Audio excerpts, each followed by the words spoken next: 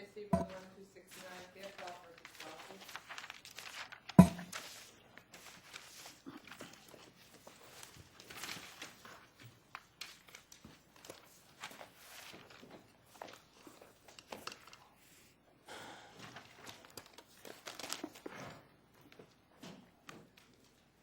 Yes, counsel. Good morning.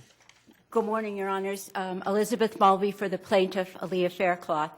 This is a medical malpractice case where the sole issue before this court is whether the trial judge applied the wrong legal standard in ruling on the plaintiff's motion to reduce the bond required to be posted after losing at a medical malpractice tribunal. It just, by way of background, there was no debate that the client was indigent. Exactly, Your Honor. There are two findings that I think are crucial today that are not a debate. One is that the plaintiff was indigent. The Superior Court judge found that, and the defendant hasn't challenged it. The second is that if the plaintiff's ability to pay, rather than the attorney's ability to pay, is the correct test, that the court would exercise his discretion to reduce the bond. And both of those findings are clearly stated in the Superior Court opinion.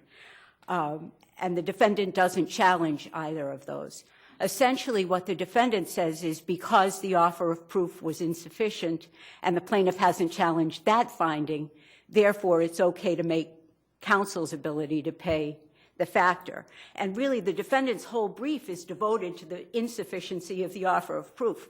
Well, respectfully, if the offer of proof had been found to be sufficient, there'd be no discussion of a bond. So in any case where we're, I'm sorry. No, but you do say in your brief that that the proper factors to consider would be, because it's discretionary, is that the plaintiff made a good faith effort to present an offer of proof and that the merits of the claim can be taken into consideration.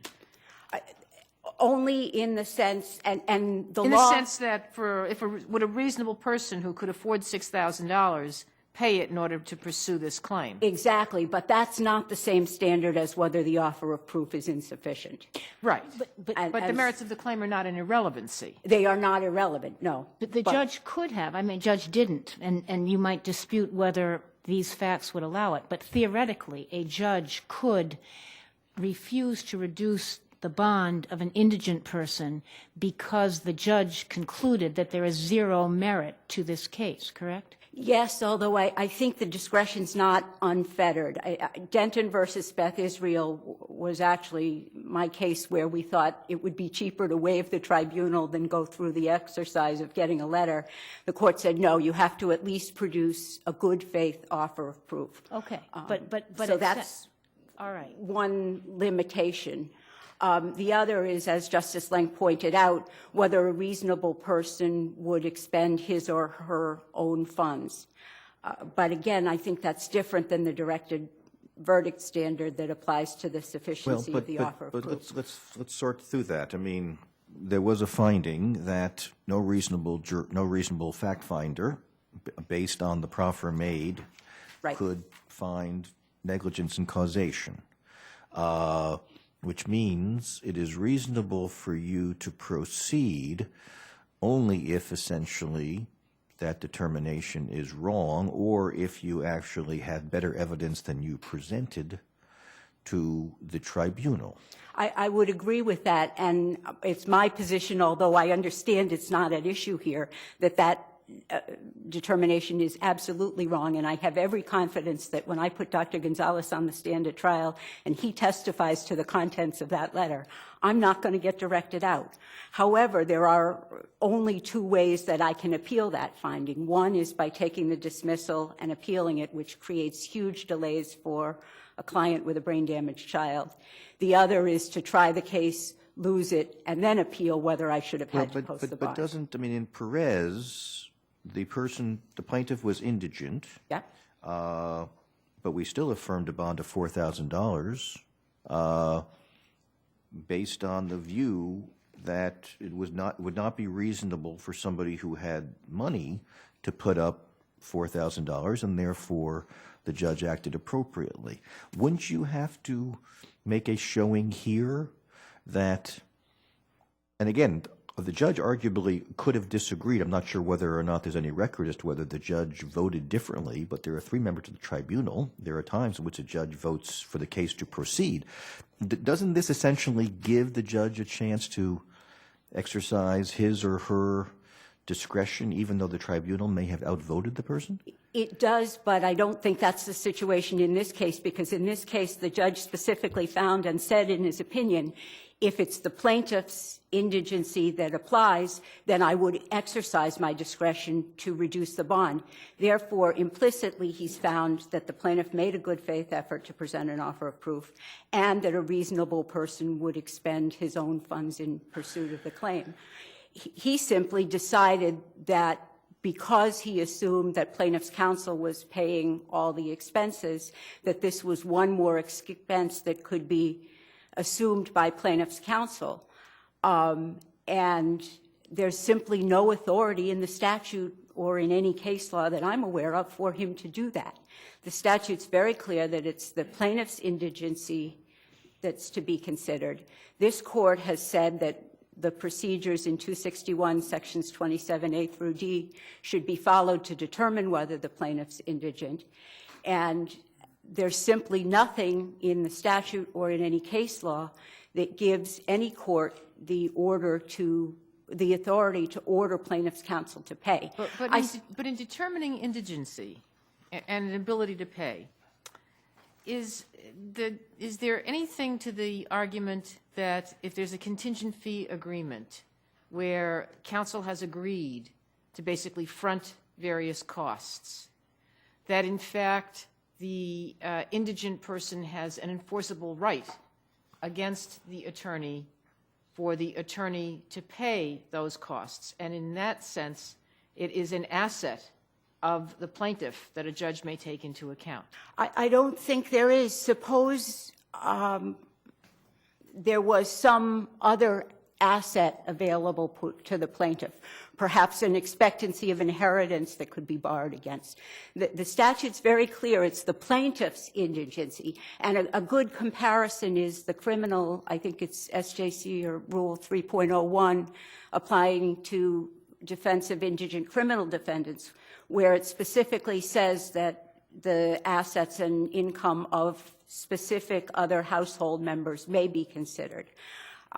There's plenty of lawyers in the legislature. Contingent fee cases have been around a long time, and I would suggest that if the legislature had wanted to add that to the statute, it would have had the knowledge. I could argue about the ability, but certainly would have had the knowledge to make that addition. Of course, as you mentioned, 60B stands apart. Yes, the procedures of 27A through D maybe should be used to ensure that decisions are promptly made, but 60B stands apart. There's already been a tribunal finding.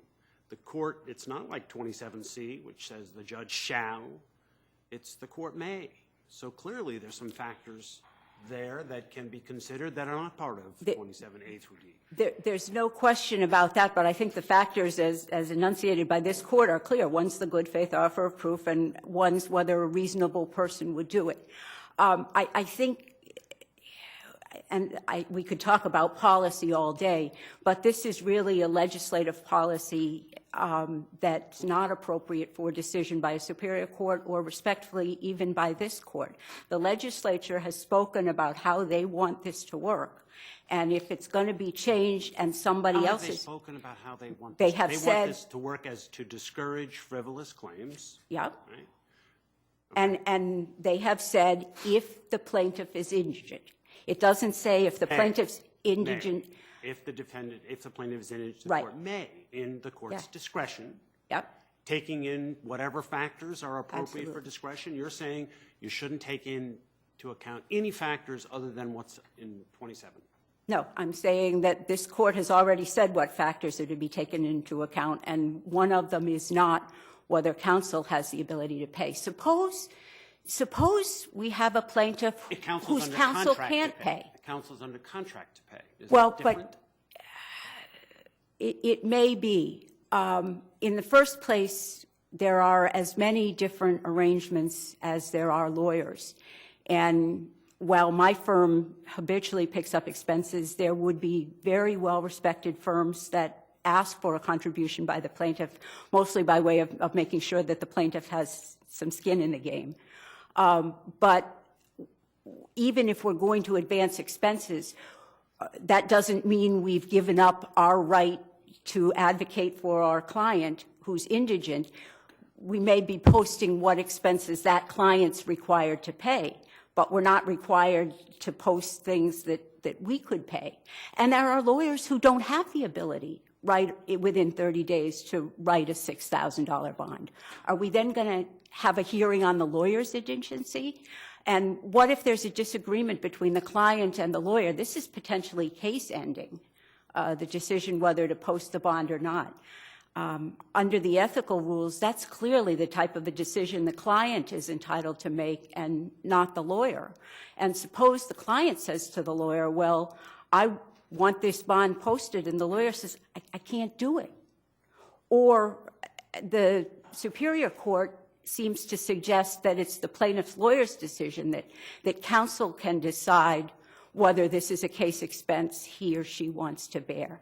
And respectfully, I don't think that counsel has the right to make that decision on behalf of the plaintiff. The judge's rationale was that reducing the bond would only advantage plaintiff's counsel. And apparently, he felt that that was preferable to disadvantaging the insurance company, which is the other real party in interest to this matter. We could argue again for hours about the relative merits of those positions, but that's a legislative policy decision and not a judicial decision. The American rule is that parties bear their own costs. The legislature's chosen for public policy reasons to abrogate that to a limited extent by forcing plaintiffs to post a bond. I would suggest that the real deterrent effect to frivolous claims is that people don't bring claims that won't meet a directed verdict standard rather than this $6,000 or however much it's reduced to. Right. I mean, it's going to be hard to get a lawyer to take the case. That's what you mean. It's going to be hard to get a lawyer to actually invest in the case if it's really frivolous. Is that what you mean?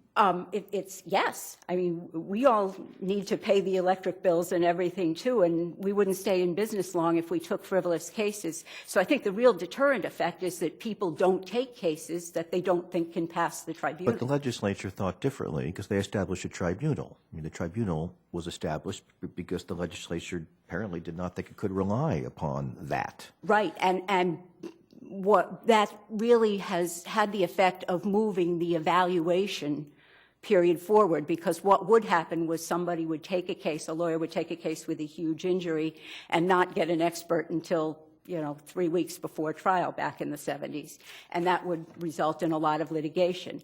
This has caused people to evaluate cases really before putting them into suit, and in that sense, and the numbers bear this out, the number of medical malpractice filings have dropped dramatically, but I would suggest it's got nothing to do with the tribunal finding and everything to do with the tribunal effect. People try cases, win cases, settle cases every day in this Commonwealth where there's been an adverse tribunal finding. In theory, there never should be one because I know what a directed verdict standard is, and I wouldn't take the case if I didn't have a letter that met it. But for some reason, sometimes I'm not held to be right. As a matter of curiosity, are you aware of any plaintiffs' lawyers who have petitioned for the payment of a doctor's fee before a tribunal was convened? Actually, before a tribunal has been convened. Yeah, under Chapter 261. Yes, I am, as a matter of fact. Indigent, especially prisoner cases, they've done it. Right. Okay. There is actually, I think there would be a difference.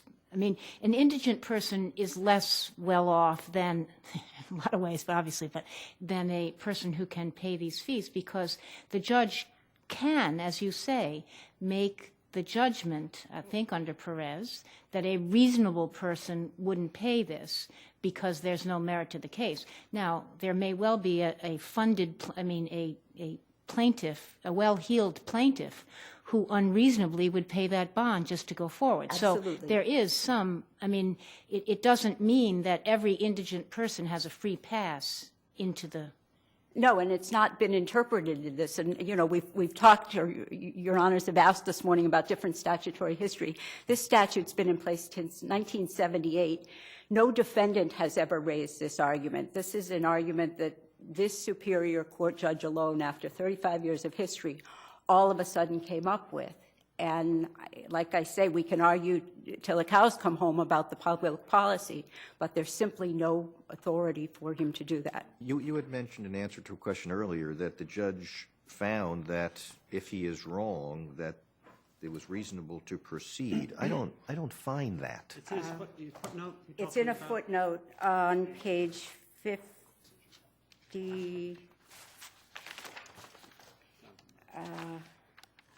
57 of the appendix. There had been no It's- agreement, that provision. Okay, that Yes, sentence. I see that what he you- would exercise his discretion to reduce it. Thank you, counsel.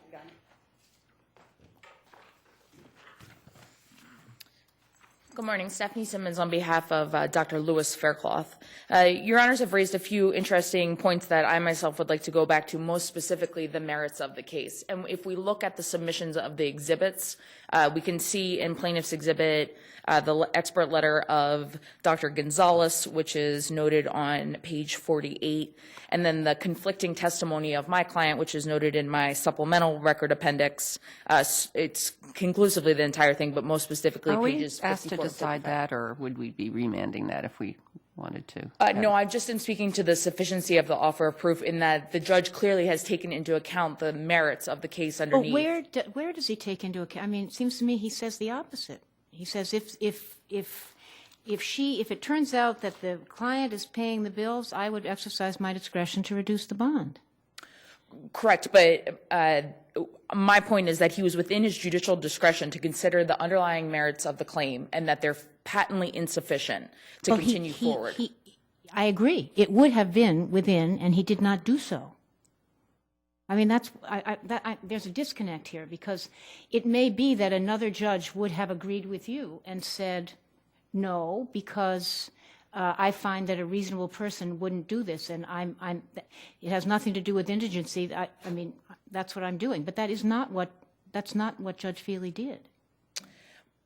The Judge Feely's decision comes out of this consideration of plaintiff's counsel to pay. However, my position is that the judge is given wide discretion to make the decision he did. So the finding of the insufficiency of the offer of proof is substantial enough to carry over into the discretion that he's given, and that we should not be overturning his decision because he has not abused his I think you're trying to argue that we can uphold for any other reason, but I'm not sure that that's actually what we're being asked to do here. And I just Okay. wonder what you think about the fact that the shifting to an inquiry about whether plaintiff can front the cost for this is appropriate, where the statute seems to focus on the plaintiff's indigency. Correct. Well, if we look at the application of the waiver statute that my sister has cited, and we take them in connection with some of the decisions that have come before, specifically Perez. I think Perez gives us the ability to focus instead, again, on this reasonableness standard about the discretion to increase or decrease the bond.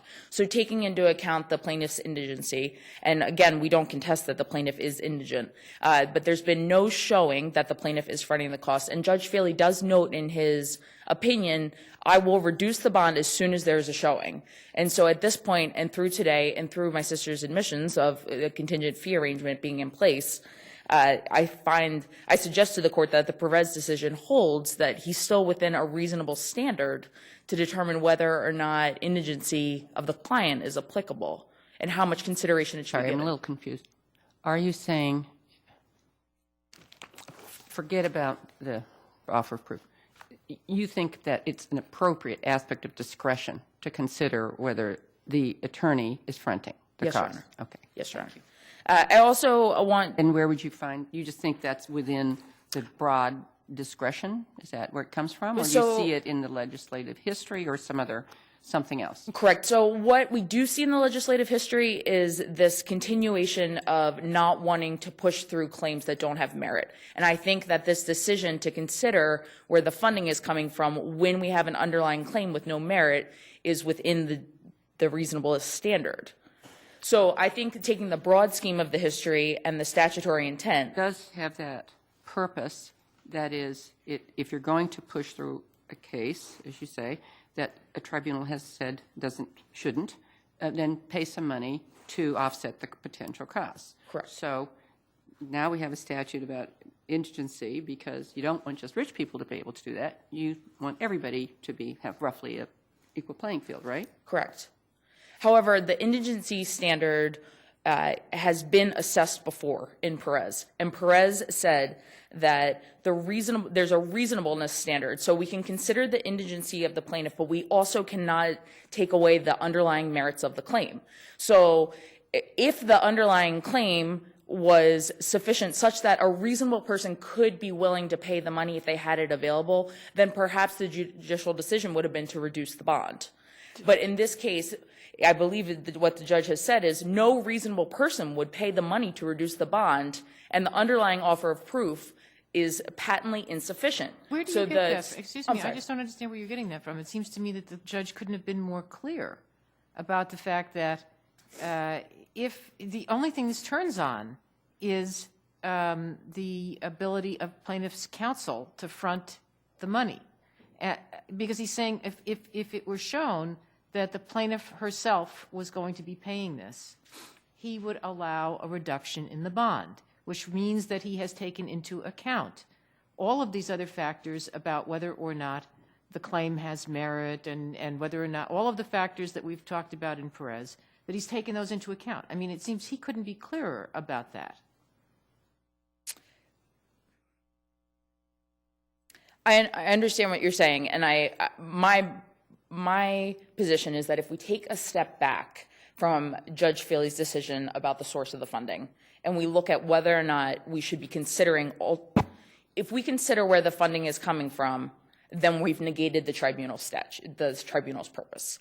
That's where my argument is coming from. Do I think that Justice Feely is in the wrong about considering the CFA? No, I don't. I think that's an appropriate consideration. Most clients are in a situation where there's either some sort of contract on the plaintiff's side to allow for funding, or they're fronting the costs independently. So the decision to hold a plaintiff's attorney who is inherently decided and been applicable in the determination of who should we sue, especially in a medical malpractice case, where the medicine is much above a lay understanding. I don't think you can disassociate the role of the plaintiff's counsel and the plaintiff. And my sister raises the concern that it's going to pit client against attorney. But I would suggest in this situation, for example, we have a reviewing provider, an OBGYN, whose name is not inherent in the medical records. There would have been no understanding without the consensus of counsel and attorney to bring this gentleman to the suit had there not been some communication between the two. So can we advance this theory of bringing attorneys in, or I'm sorry, bringing doctors in with the insight of attorneys, but not holding the attorneys accountable for the decisions they're making if they're fronting their money? It seems a little bit like they're piggybacking on the plaintiff's indigency. Would you help me understand here? Would this then reduce itself, or could it reduce itself to a judge making an assessment of the attorney's indigency or ability to pay a bond? So not that, even where it's clear the client is indigent, would the judge then have to do a next step analysis to determine, can this attorney who's before me afford to put the money up? Your Honor, I would say no, because Justice Feely notes specifically, show me any indication that you, the attorney, are fronting the fee, are not fronting the fees, and I'll reduce. So I would say in a situation where you have an indigent attorney, they're more likely than not going to be fronting the fees, as some of the more established plaintiffs' counsel's firms are. So I think that in general that will reduce that whole consideration. Well, can they write the fee? Can they write an exclusion into the collective bargaining, into the contingent fee agreement that says that you will be responsible for the filing fee in the Superior Court as well as for the waiver. I certainly think so, and I also think that the waiver statute that we've been considering loosely speaks to just that. When we have a client that's indigent, it does protect for filing fees, and when it considers extra fees, it talks about deposition transcripts and the such. I mean, this statute has been in place for more than 35 years. This is not a new situation, the bond that we're coming into. Was the filing fee waived in this case? Not to my knowledge, Your Honor. Well, you say it's not a new situation, but this is really quite a new factor that's being put on the table, so that's kind of new. There are tribunals in other states, are there not? This format is not unique to Massachusetts? That's my understanding, although I'm less familiar with the workings of All this. right, I'm just wondering if there are any other jurisdictions that consider the attorney's willingness or ability to pay a bond in connection with a medical malpractice case. To be very honest, Your Honor, I'm not sure, but I don't think we need to go outside of the Massachusetts case law to establish that. Well, I've never heard of this before, and so it is unique, and I'm just wondering if Judge Feely maybe read something from someplace else that maybe he didn't cite. He certainly didn't cite to it in his opinion. However, my understanding and interpretation of Judge Feely's ruling was, in fact, this is the next step to advance the tribunal, and this is why we have the tribunal, and this is the statutory intent behind the tribunal. Plainly, if Judge Feely did not feel the case had merit, he certainly could exercise his discretion regardless of the indigency of the individual and simply not reduce the bond. Correct. Correct. And the other thing I'd like to note is that there is an underlying case that is proceeding without question against other defendants. We're not denying the plaintiff a right to proceed in totality. It's against this one defendant where the offer of proof was found to be insufficient. And there's not a constitutional right of access to the courts to pursue a claim against anyone that you don't have a true claim against. So we're not depriving the plaintiff of her right to a day in court. We're depriving her only of moving forward without paying a bond to offset the cost of the defense to a client who is at this point inappropriately named. I think that the issue of the constitutionality has been raised and decided by this court in the Perot decision. You're suggesting that if the tribunal statute said, unless you get a permission from the tribunal to go forward based on some finding that there's a potential liability, you can't go forward. That would be constitutional. No, I'm saying that the payment of the bond would alleviate that. I think the bond is in place for a reason. Let's just say the tribunal statute said you can only go forward and file your case if the tribunal finds that there is a case. Otherwise, you can't.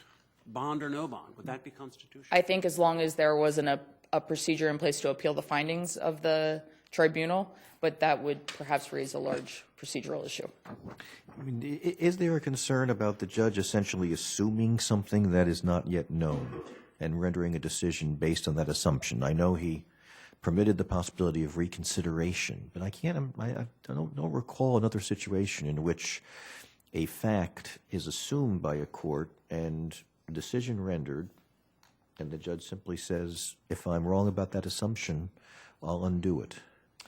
Are you speaking to the assumption that plaintiff's counsel is fronting the fees? Right. Well, he does say, show me any evidence that my assumption is wrong, and I will change my findings. I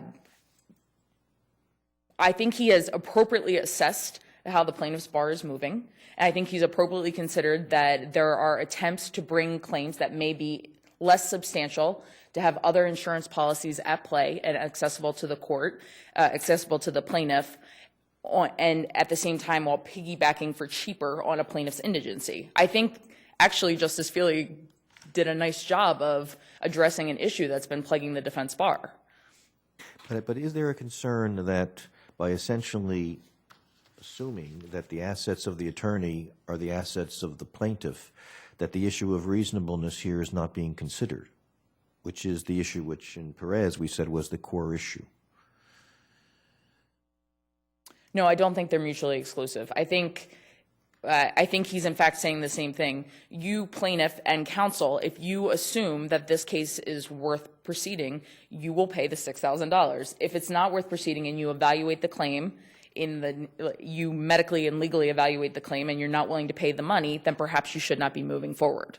And I think that just continues to go back to the statutory intent. But that essentially is saying that the judge's calculation of reasonableness is now being pushed on to the plaintiff's attorney.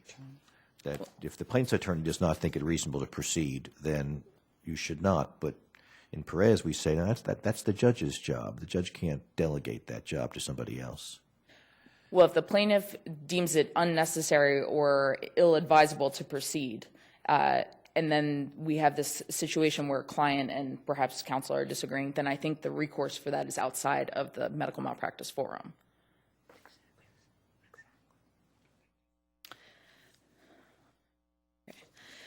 In conclusion, I would just submit again that we continue to look at the statutory intent, which is to weed out cases that do not have merit to continue to move forward. I suggest that the finding of the lower court was not an abuse of discretion by Justice Feely, and that the finding of the lower court was supported by the lack of merit to the claim. And additionally, I raise again that there are no constitutional impairments or implications that we need to be worried about given the Perot decision. Thank you. Thank you, counsel.